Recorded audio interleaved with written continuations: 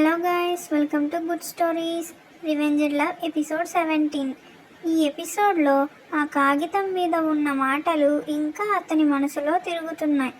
ఒకరోజు నా చేతుల్లోనే చస్తావు, నీ తండ్రి ముందే చస్తాడు అనే మాటలు సాధారణంగా రాసినవి కావు.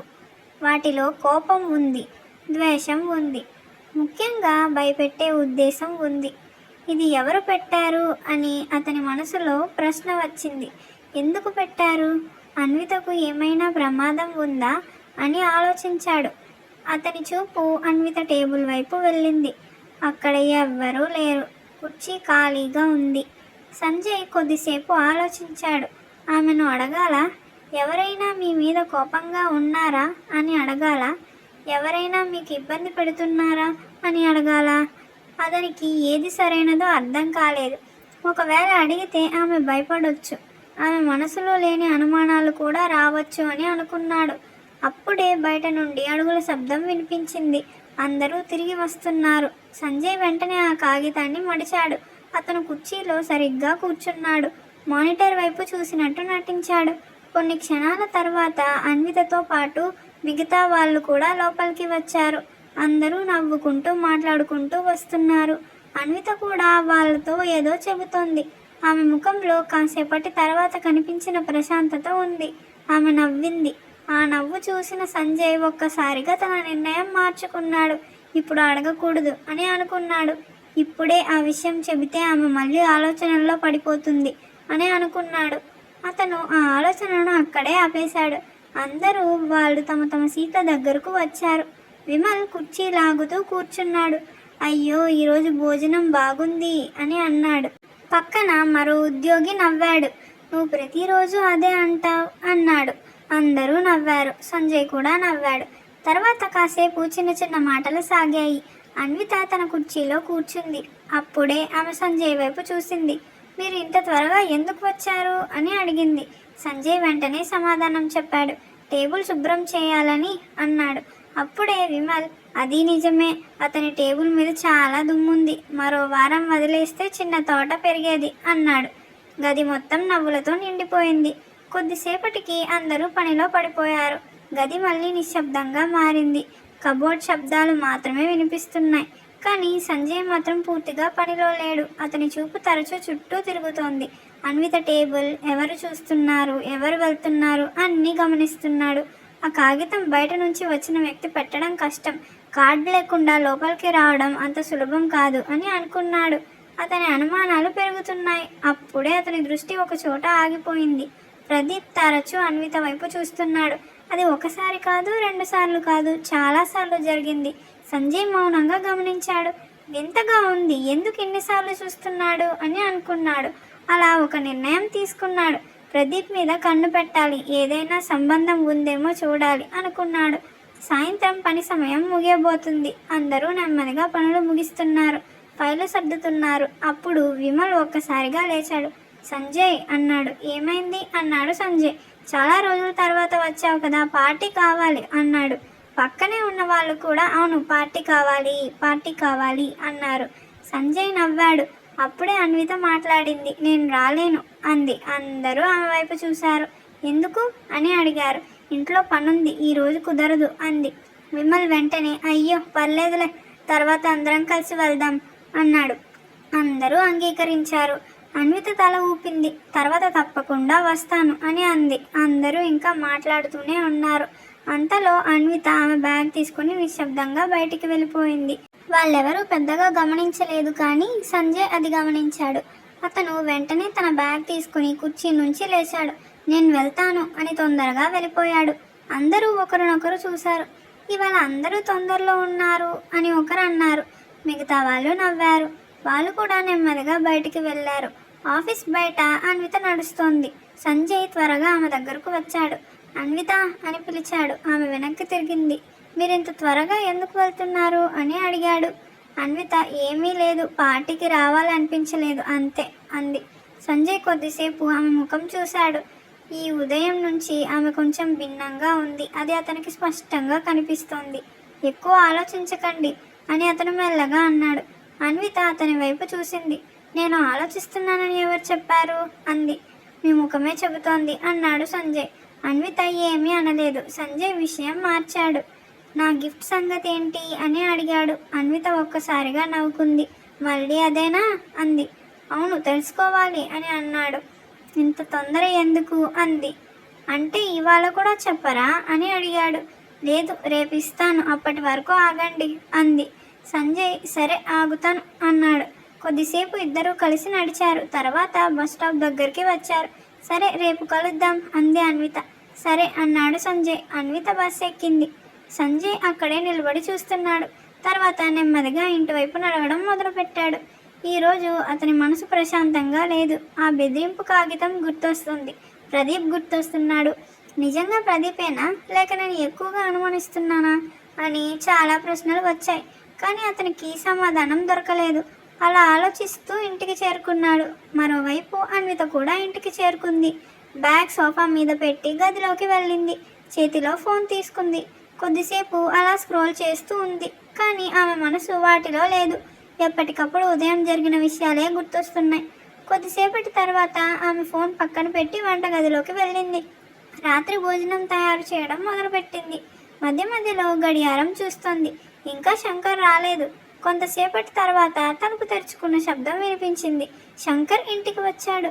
అన్విత వంటగది నుంచి బయటకు వచ్చింది. వచ్చారా నాన్న అని అంది.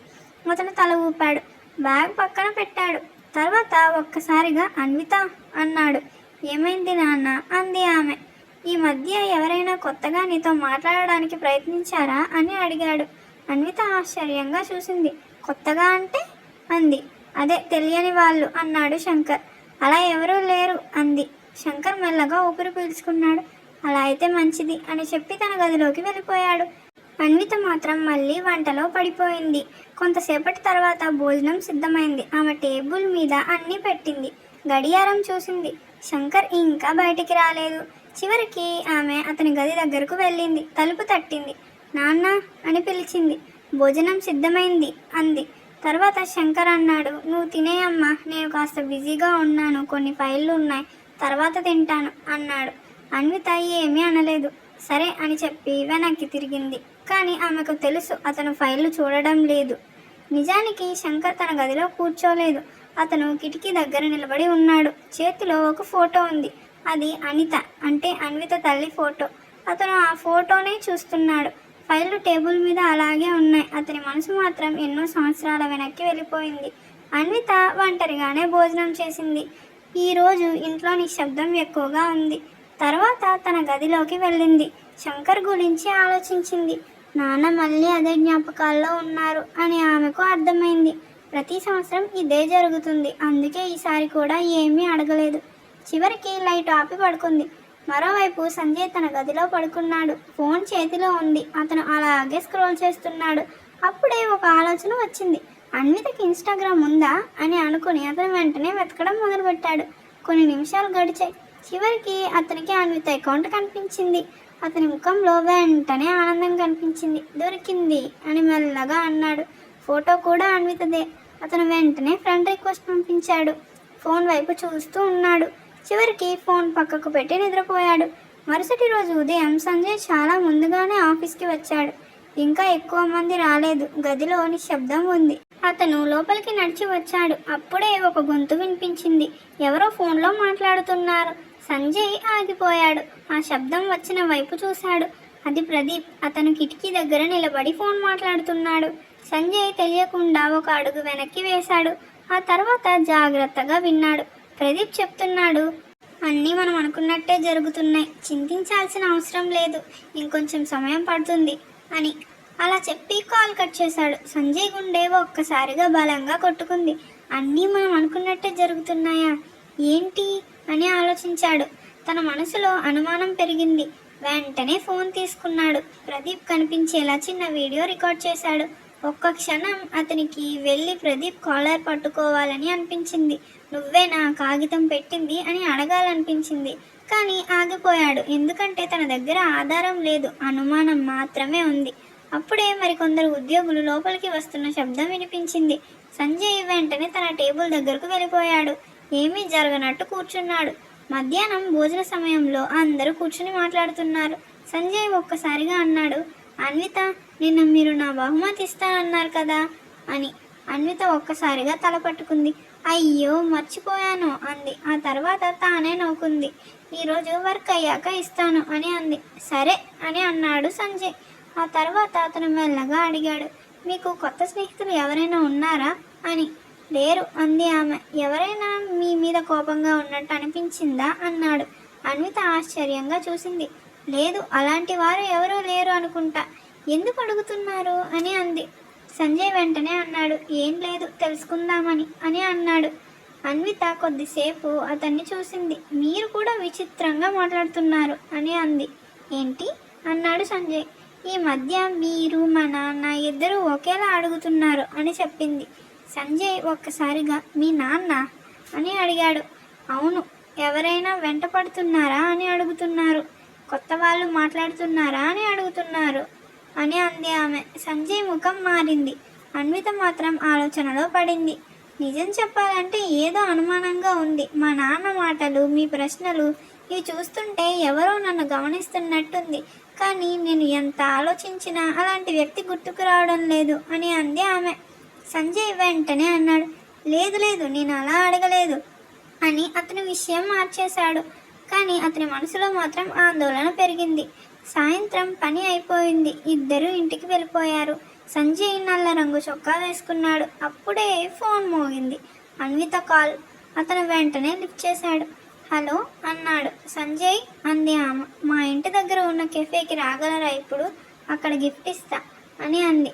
సరే అన్నాడు సంజయ్. కొన్ని నిమిషాల తర్వాత అతను అక్కడికి చేరుకున్నాడు. కెఫే బయట అన్విత నిలబడి ఉంది. గులాబీ రంగు కుర్తీ వేసుకుంది. చేతిలో చిన్న బ్యాగ్ ఉంది. సంజయ్ ఆమెను చూసి ఆగిపోయాడు. తర్వాత నడుచుకుంటూ దగ్గరకు వెళ్ళాడు. ఎంతసేపు అయింది వచ్చి అన్నాడు. అప్పుడే అంది ఆమె. ఇద్దరు లోపలికి వెళ్ళారు. ఒక టేబుల్ దగ్గర కూర్చున్నారు. ఏదైనా ఆర్డర్ చేయండి అంది ఆమె. కాఫీ అన్నాడు సంజయ్. నాకు కాఫీ అందామె. ఆర్డర్ ఇచ్చారు. కొద్దిసేపటి తర్వాత అన్విత తన బ్యాగ్ నుంచి ఒక బాక్స్ తీసింది. ఇదిగో మీ బహుమతి అంది. సంజయ్ వెంటనే తెరిచాడు. లోపల నీలం రంగు డ్రీమ్ క్యాచర్ ఉంది. కొన్ని క్షణాలు అతను దాన్ని చూస్తూ ఉండిపోయాడు. తర్వాత అతనికి గుర్తొచ్చింది, నిద్ర సమస్య ఉంది అని అతను చెప్పిన మాట. అతను ఆశ్చర్యంగా ఆమె వైపు చూశాడు. అన్విత ఏమీ అనలేదు, కేవలం చూస్తూ ఉంది. మీకు నచ్చిందా అని అడిగింది. సంజయ్ తల ఊపాడు. చాలా అన్నాడు. అతని స్వరంలో నిజమైన ఆనందం ఉంది. కొద్దిసేపటి తర్వాత అతను అన్నాడు, నేను మీ ఇన్స్టాగ్రామ్ అకౌంట్ చూశాను అన్నాడు. అన్విత నవ్వింది. రిక్వెస్ట్ కూడా పంపాను అన్నాడు. అయితే ఇప్పుడే చూస్తాను అని ఆమె ఫోన్ తీసుకుంది.